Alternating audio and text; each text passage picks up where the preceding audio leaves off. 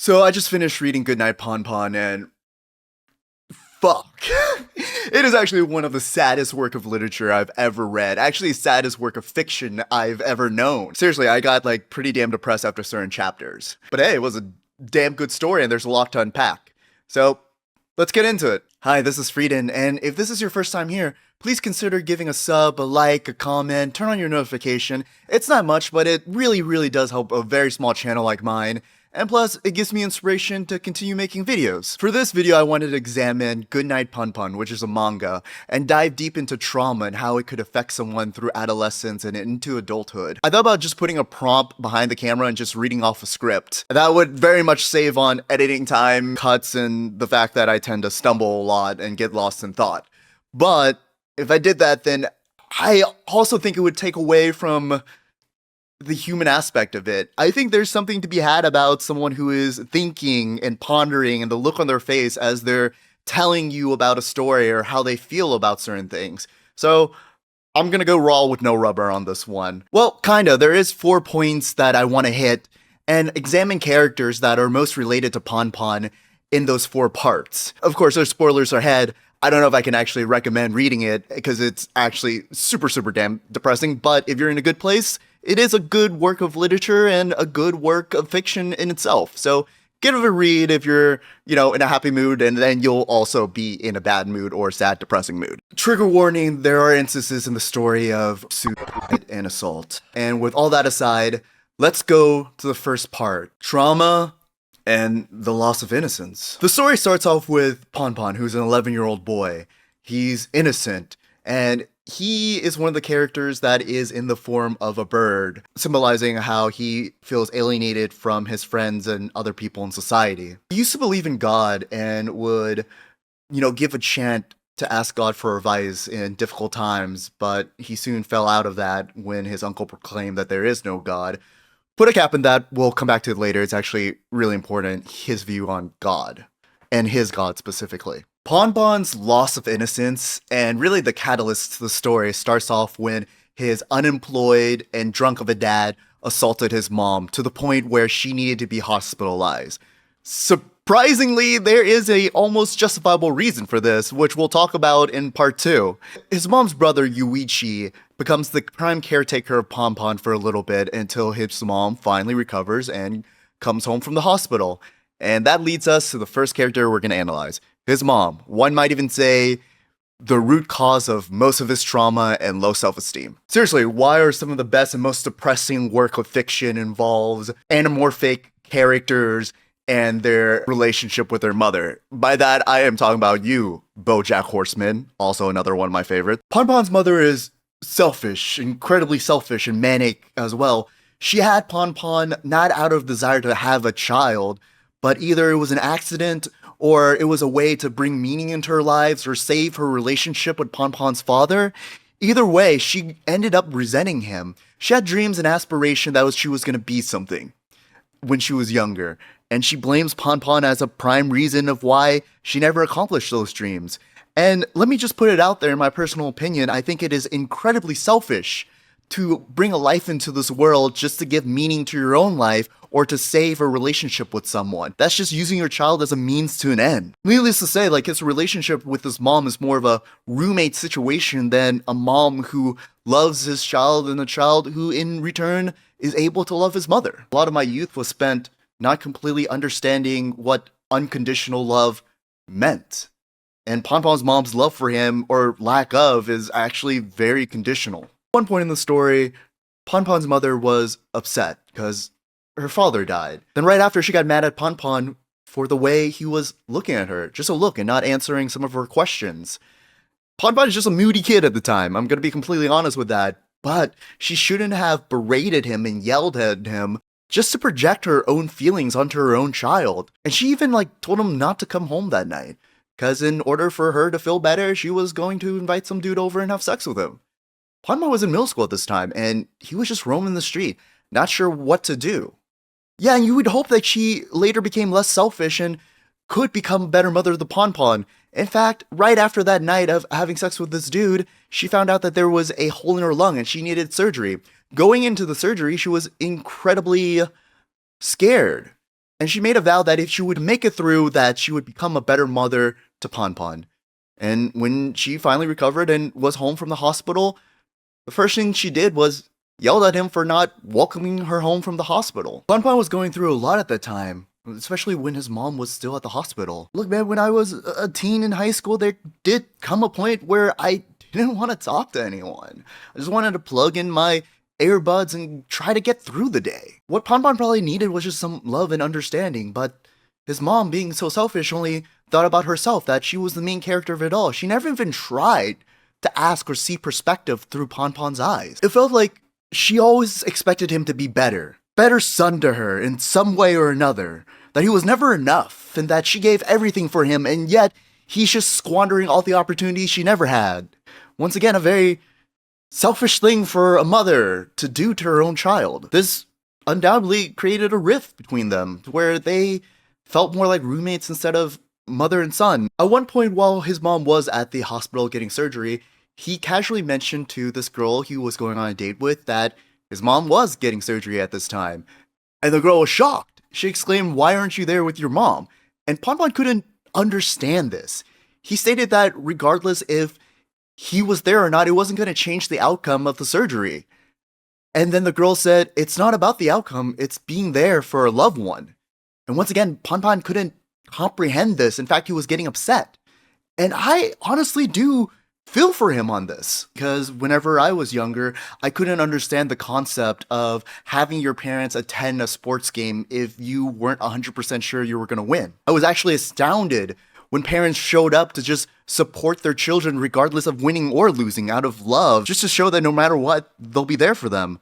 For me, it was always proving that I was good enough, deserving of love, and I think that's where me and Punpun kind of relate. Punpun's mother was later diagnosed with cancer and eventually passed away. She apologized on her deathbed about not being a better mother, and Punpun, I think, in that moment really wanted to love her, but he couldn't. One of the damnest things she ever did was when Punpun found a letter from his dad that was not marked with an address and not stamped like it usually is. See, throughout the story, after she separated from his father, she would once in a while give him a letter addressed from his father telling him about, baseball and space, what they used to share interest in, and Punpun would write back to his father. And that letter that he received with no address after his mother's passing stated that the entire time she was pretending to be his father and writing him these letters just to be nosy. And in that moment, Punpun admitted that he never loved his mom. He never understood what healthy love was from a caretaker. This is getting depressing, but I promise you, the ending to the manga is hopeful. But to understand trauma, just like in therapy, we have to lay down the groundworks. So hold my hand tight as we continue to look deeper into the abyss. Side note, I did record a section about Punpun's relationship with Midori and about that event that happened to him. Even though it's important to the story, I didn't think it was integral to the video itself, so I decided to leave it out. I just think there's more than enough in the video already, especially with the fact that we're going to talk about Aiko later on. All these trauma building up throughout his entire childhood, it leads us into part 2.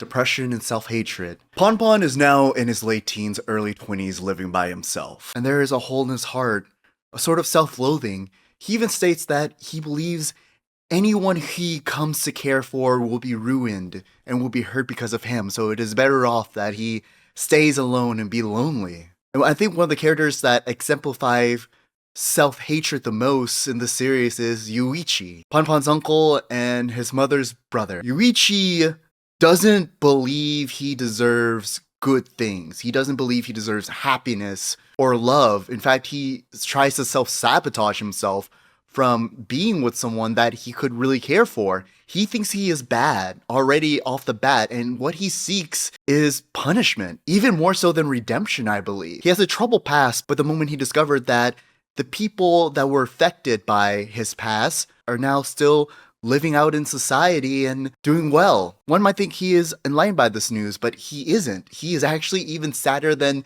he's ever been. For him, it's all about seeking punishment because he was already born broken in some way or another. Sometimes it feels like forgiveness hurts a lot more than punishment.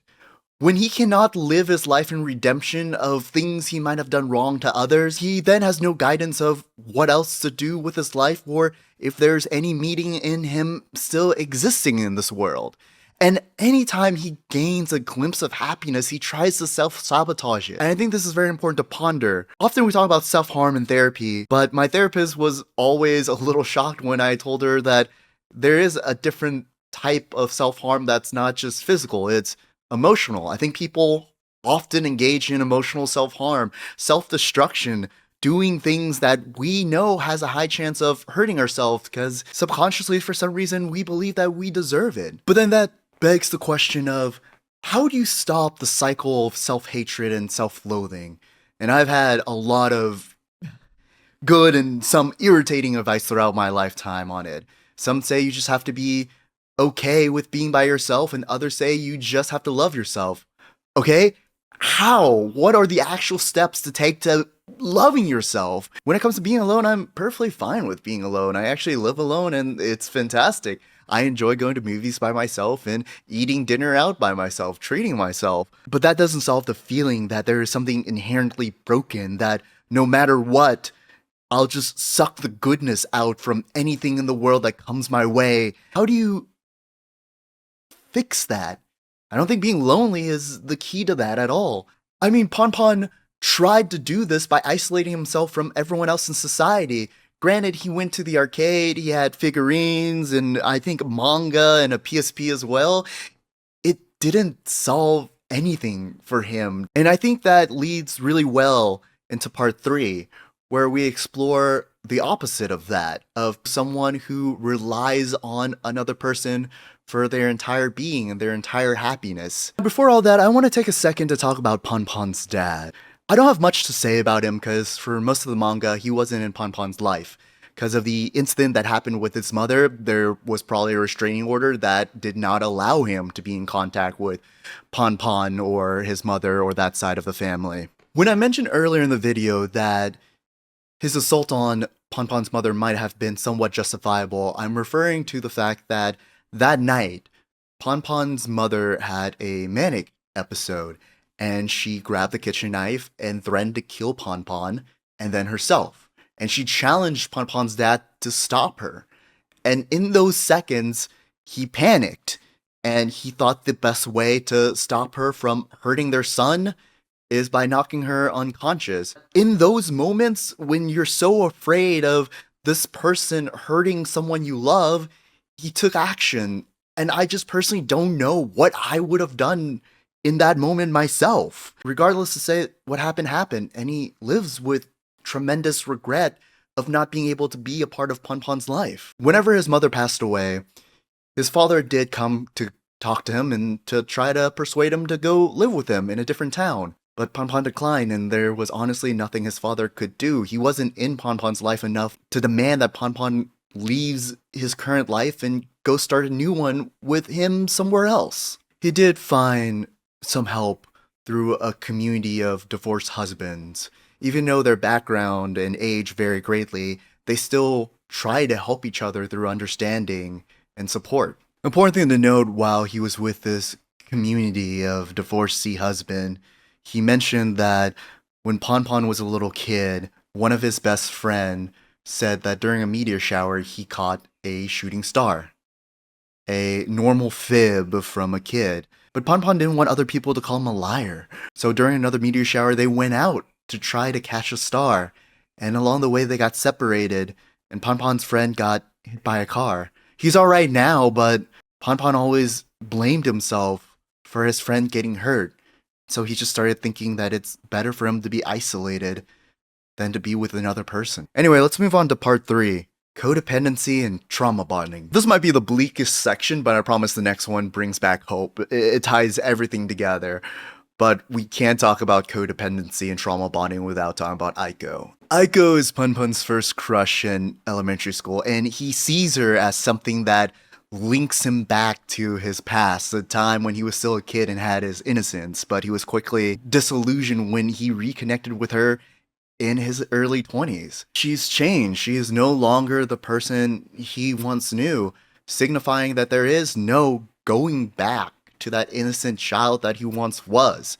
And furthermore, he even hated her for telling him about how good her life was going. He blames her as the starting point of everything going wrong for him, and he also lies to her and said that his life was going great. Eventually, they both figured out that each of them were lying and that their lives were not that great at all. Started bonding with each other through their shared trauma, and eventually decided to leave everything behind and run away together, essentially. Punpun believed that she should tell her mother that she's running away and that he would accompany her to do so. In his mind, no matter how bad a relationship is between a mother and their child, a mother would want to know what happened to their child instead of them just suddenly disappearing. Unfortunately, this was a terrible mistake. Quick note, I just got dinner, took a nap, and then took a shot of liquor. I don't know, man. It's dark now. It's nighttime. I've been working on this all day. It looks easy, but it's harder than it looks. I don't know how to analytically think of things and then comment on them. It takes a long time. I'm still getting used to it. I am dedicated on finishing this tonight. So I don't even know if it's good or not. I hope it is. But if you made it this far, thank you. Oh my god, thank you. So then Punpun and Aiko travels to Aiko's house, where Punpun discovers that Aiko's mom is crippled, and Aiko has been paying off her debt by working at a factory in her place. Aiko's mom is incredibly abusive, mentally and physically, and the moment that Aiko told her that, hey, I'm going to leave and live with this guy, referring to Punpun, Aiko's mom gets up, starts walking, and just pulls out a kitchen knife and stabs her, and then starts kicking her while she's on the floor. Upon seeing this, Punpun tackles Aiko's mom, beats her, and then chokes her to death. Just as he finished choking her, the doorbell rings and it's a mailman. He calmly goes to the door and receives the package, telling the mailman that the usual lady is out and he's filling in for her, watching her house. And when he returns, he sees Aiko stabbing her mom multiple times. He tries to calm her by saying, hey, she's already dead. After burying Aiko's mother, they run away to Kagoshima, and this is actually at the point where we see how abusive their relationship really is, mentally, emotionally, and physically. Punpun believes that Aiko should just not think at all. In fact, he tells her that if she doesn't think, they'll get along better and he can take care of everything. He lives solely to protect her. He believes that he is her savior and that saving her gives meaning to his life. And Aiko allows this, but at the same time is deteriorating as well. At one point while they're eating, Punpun asks what he needs to do for her to trust him. And she points her fork at one of his eyes and said, let me gouge out your eye. You only need one eye to see me. And then Punpun says, okay. And when she couldn't fully gouge out one of his eye and starts crying, Punpun basically thinks she's pathetic and weak and gets angry when she says, I couldn't do it because I love you. We see multiple times Punpun increasingly become physically abusive towards her, and yet they stay with each other because she, more than anything, is afraid to be alone. And Punpun's only reason for living right now is her. And their relationship is incredibly toxic. At one point when it seemed like they were finally having a glimpse of happiness playing alongside the shoreline of a beach, Punpun finds a rope and Aiko says, is this where you kill me? And he says, yes. He can no longer live with the guilt of killing someone. And he knows that she is terrified of being alone and he doesn't want to leave her alone. So his mindset is, while they're still happy, he's going to kill her and then take his own life. She's getting choked out. She tells Punpun that he didn't really kill her mom. While he was getting the mail package, her mom actually started moving again and getting up. And so she finished the job. She is the actual murderer. Punpun exclaimed that she's lying and she tells him, I'm not. And it ends with both of them laying on their back, looking at the stars, and Aiko saying that she won't call the cops or anything, but she's not leaving. She wants to stay here and start a life here. And Punpun agrees to stay with her. And for a moment, things were looking better Aiko managed to find work where they could help out on a farm and make a living, and it seemed like there was a possibility of having a happy life with each other, only for it all to be shattered when they heard on the news that the police have discovered Aiko's mother's body and on the lookout for Aiko. And as they continue to travel to escape getting captured, Punpun tells her that if anything were to happen, he would take the blame, that him going to jail gives his life meaning if it's in service of her. At this moment, to live and die for Aiko is his entire reason for being. Aiko, at that point, has a sudden realization. And she turns to him and tells him that all she ever wanted was for someone to love her. And her dream finally came true. In a fucked up, twist up way, Punpun does love her. I mean, it's an incredibly toxic and abusive relationship, but in his own fucked up way, he's always loved her since the moment they were kids. And she's filled with joy for the fact that someone in the world finally loves her for her. And so they rest, and it seemed like everything might be okay for the two, that they can finally come to a consensus and maybe escape this cruel reality. As Punpun woke up, he finds her not next to him, and he walks a little bit and finds her hanging. She hung herself. She was too afraid to be left alone if Punpun were to go to jail in her place, and she also probably didn't even want that. And at this moment, this hype of her happiness, where there is just one person in the entire universe that loves her, she decides that that's enough, and she took her own life. The last thing she leaves for Punpun is a note that says for him not to forget about her. And I think that finally leads us to the most important part of it all. Part 4. Tell me about tomorrow. The last person I want to talk about is Sachi. And Punpun met Sachi in between of losing his mother and reuniting with Aiko. I think Sachi is the first character, and also maybe the only character in the entire series that believed in Punpun. I actually don't think Punpun has ever heard the words "I believe in you" before then. Anyway, Sachi wants to become a manga artist. Although she's really good at drawing, she's not very good at writing stories. But she believed that Punpun could be the other side of that. She believes that Punpun could make an interesting story that she could illustrate to. And in a way, while they're working on their pitch manga, they were challenging each other and building each other up and making each other better. Quite the opposite of Punpun and Aiko's relationship where they destroy each other. Punpun and Sachi's relationship is based on building each other up. And I'm not saying this is perfect. Sachi's indecisiveness and selfishness has definitely hurt Punpun, and she's harsh, but there is some truth to her harshness. She's the type of person that believes that it doesn't matter what your trauma is. Your action speaks for themselves. You should become the person you want to become regardless of your past trauma. Although we are not always in full control of everything that happens to us, especially the trauma that was forced upon some of us. But at the same time, we have to do things and build ourselves to be the person we want to be in spite of it. We let go of those past scars, not to forgive the people who have wronged us, but to set ourselves free, to untangle the knots and give ourselves the ability to continue moving forward. Anyway, she is part of a group of people in between losing his mother and reuniting with Aiko that have become near and dear to Punpun. When he is who he is, he does have people who care about him. He is genuinely a good person who's lost his way, to be honest. I think at the end he does realize that he's no savior for Aiko. He was just a confused boy, trying the best he could, and honestly, not doing that great of a job at it. But who is to say any of us could have done better in his position with his background? The way she was with her mother, I don't think Aiko's future would have turned out any less grim. After the incident with Aiko, Punpun returns to an abandoned factory. The same factory that him, his childhood friends, and Sachi all have come to know.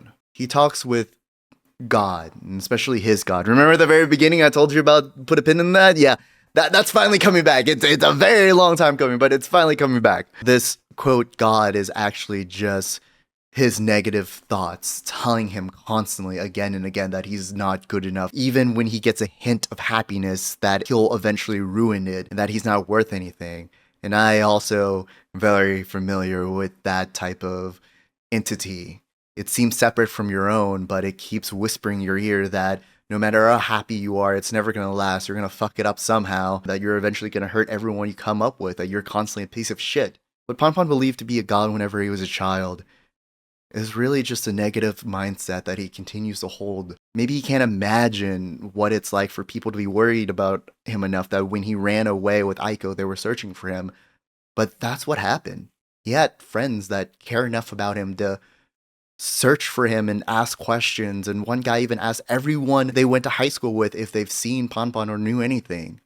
Because even though we can't imagine something, it doesn't mean it doesn't exist. Just because Punpun couldn't imagine people who cared about him to that extent doesn't mean that he hasn't affected people's life enough that they do. And at the end, while he's sitting at the factory with the knife, he stabs himself and says that he's killing God, killing this negative voice in his head that has consistently not allow him to ask for help. I don't know if Punpun really ever reached out and asked for help. He always thought he was a burden, and everything he had to tell someone would only just burden them. If he was to drown, he didn't want anyone to hear him struggle. And so once he killed that part of him, as he's looking up the same stars he saw whenever he was an innocent child, he thought how easy it would be to just sleep. Let it all fade away. And as he was saying goodnight, he hears his name, Punpun, being called out. Sachi just happened to be walking at the abandoned factory, and there is a lot of building in the story that leads up to this, where it's not just a plain coincidence, like an ass pull out of nowhere. But it's too much to get into that. Just believe me when I say that it didn't seem like the most outrageous thing in the world for her to find him. And then she reached out her hand to help him, and Punpun reaches out his own hand, accept the help. And he eventually wakes up in the hospital to Sachi, who brought him there, and she tells him that she'll see him tomorrow. Aiko didn't get it tomorrow. Who knows? Maybe if Aiko didn't take her own life, and she just thought about tomorrow, and they got caught by the police, maybe she could explain everything, and maybe she could have convinced Punpun not to take the fall. Maybe she could have spent some time in prison but got out and start her life anew, start the life that she wanted. Or maybe she might not even end up in prison in the first place. It was honestly under self-defense. Her mom pulled the knife on her. There was all these possibilities, but at the same time, I understand there was so much pain and hurt and agony in her that she couldn't see tomorrow, couldn't see someone reaching out her hand to pull her out of this darkest time. She didn't think she was worth it, and she couldn't see beyond her vision of what the future was to hold. And Punpun was the same way. As he was laying on the floor bleeding, he just happened to get lucky that Sachi was walking that way. And so I guess what I'm trying to say and why I named this Tell Me About Tomorrow is, in the worst part of it all, you just can't vision tomorrow, and you think this might be better off being the end. I just want to ask you to tell me about tomorrow. Tell me about what coffee you're going to drink. Tell me about the place that you would go eat. Tell me about your favorite dessert. Tell me about what you would do on your day off. Tell me about what games you would play. Tell me about your favorite hobby or what song you would put on your phone. Just tell me about tomorrow. I'm begging you. It's one more day. At the end of the story, he envisions Aiko as years go by on the same day. He kind of just talks to her. And he mentions that he's slowly forgetting her face as the year goes by and exactly what she sounds like. Even though her last note to him was not to forget about her, he has to. And I don't think he really will ever truly forget about her. I think there's always a part of her that's going to be lingering in him. But I think what he's trying to forget and let go is all the pain that was associated with his time with being with her. And it's not caused by her. It's caused by a lot of things. It's not just caused by her or him or their parents or their mothers. It's everything that led up to the tragedy that happened to Aiko. But he has to move on. You can't live in the past. You can't let your past trauma dictate who you want to be. And who he wants to be is someone who is happy with people that care about him. Throughout the story, Punpun has taken on many forms as a symbolism of what he was feeling internally during that time in his life. And towards the end of the story, he was no longer the cute bird that we've grown to know, but the somewhat monstrous being with a body of a human, without a face or sometimes with just eyes, indicating that he no longer was who he is. He now has become this abusive person that he doesn't even recognize anymore. He has this form for most of his time with Aiko. Towards the last few pages of the series, one of his old friends, now grown up, waves at him goodbye. And we see Punpun with the people that have grown to love and care for him. And then we finally see Punpun for the first time in a long time. The same bird that he was at the beginning of the series. It just goes to show what a little bit of love can do for someone. Bring them back to who they really are, even if they've forgotten.